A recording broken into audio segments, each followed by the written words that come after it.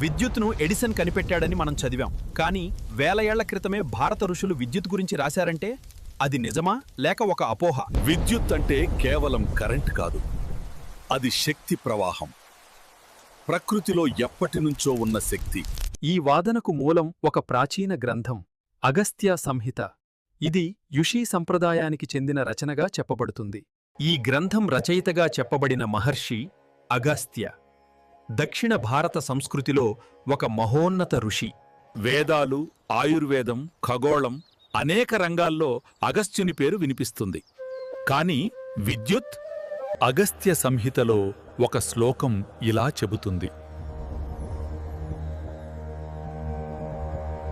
తామ్రపాత్రం, రజతపాత్రం జలమధ్యంలో నిమజ్జనం, ఇవి కలిపితే శక్తి ఉత్పత్తి అవుతుందని వర్ణన ఉంది. రాగి మరియు జింక్ మధ్య రసాయన చర్యశాస్త్రం ఎలక్ట్రాన్ల ప్రవాహాన్ని సృష్టిస్తుంది. అదే విద్యుత్ ప్రవాహం. ఈ సూత్రం మనకు గుర్తుచేస్తుంది ఆధునిక వోల్టాయిక్ సెల్ను. ఈ సెల్ను అభివృద్ధి చేసిన శాస్త్రవేత్త అలెసాంద్రో వోల్టా. 1800 ప్రాంతంలో జింక్ ఎలక్ట్రాన్లు విడుదల చేస్తుంది, రాగి వాటిని స్వీకరిస్తుంది. ఇది ప్రవాహాన్ని సృష్టిస్తుంది. అయితే ఈ జ్ఞానం నిజంగా పురాతనమా లేక తరువాత కాలంలో చేరిందా? కొంతమంది పండితులు ఈ శ్లోకం తర్వాతి కాలంలో చేర్చబడిందని అంటారు. ఇంకొక్కరు ఇది అసలు గ్రంథమే అంటారు.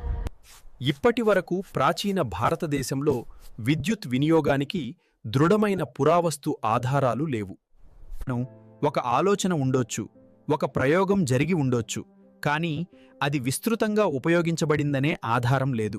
మన చరిత్ర గొప్పది, కానీ సత్యాన్ని తెలుసుకోవడం ఇంకా గొప్పది.